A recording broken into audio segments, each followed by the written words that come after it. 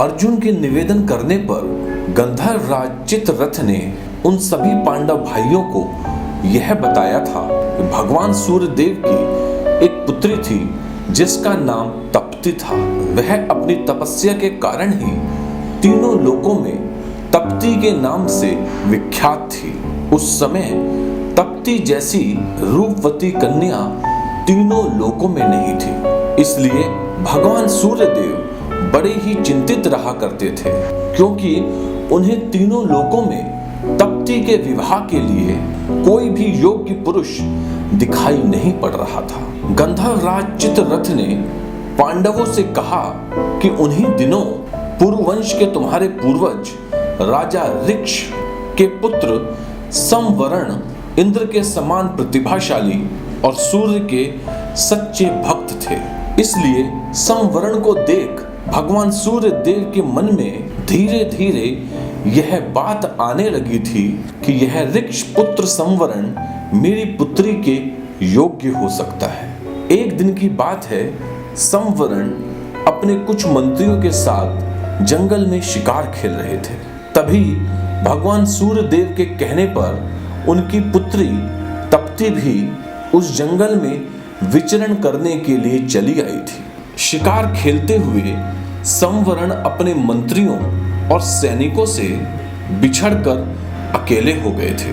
उनका घोड़ा भूख और प्यास से व्याकुल होकर मर गया था, इसलिए वह भूखे और प्यासे ही जंगल में भटक रहे थे कि तभी अचानक तप्ती उनके सामने आ गई थी।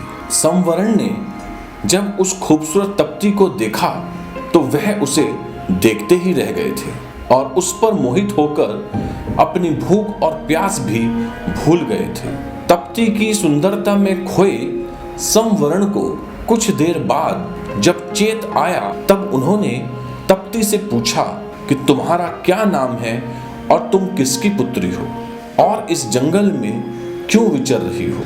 परंतु तप्ती ने संवरण के किसी भी प्रश्न का कोई जवाब नहीं दिया था और संवरण के सामने से अंतर ध्यान हो गई थी। तप्ती के अंतर ध्यान होने के बाद भूख और प्यास से पीड़ित संवरण जंगल में इधर उधर तप्ती की खोज करते रहे और अंत में तप्ती का ही स्मरण करते हुए बेहोश होकर जमीन पर गिर पड़े थे। संवरण की यह दशा तप्ती से देखी नहीं गई थी, इसलिए वह फिर संवरण के पास आकर उसे होश में ले आई थी।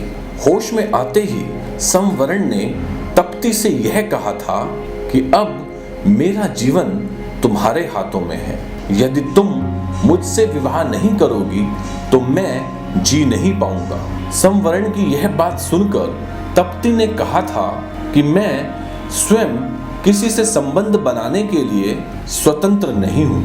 यदि आप मुझसे प्रेम करते हो तो मेरे पिता से मुझको मांग लीजिए, मैं भगवान सूर्य की कन्या हूँ। यह कहकर तप्ती आकाश मार्ग से वापस चली गई थी।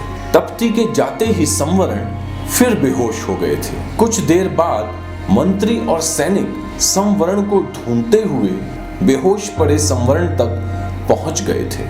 उन्होंने संवरण को होश में लाकर वापस जाने को कहा तो तप्ती के प्रेम में पागल संवरण ने उन सभी को वापस भेज दिया था और स्वयं भगवान सूर्य को प्रसन्न करने के लिए उनकी आराधना करने लगे थे और साथ ही साथ उन्होंने अपने वंश के पुरोहित महर्षि वशिष्ठ जी का भी स्मरण किया था। 12 दिन तक संवरण भगवान सूर्य देव की आराधना और महर्षि वशिष्ठ जी का स्मरण करते रहे थे। तब 12वें दिन महर्षि वशिष्ठ संवरण के पास आए थे।